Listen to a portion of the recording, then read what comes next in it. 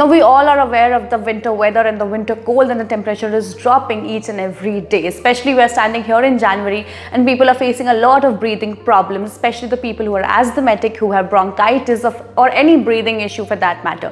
Here we'll talk about 7 superfoods which you can have if you have breathing problems.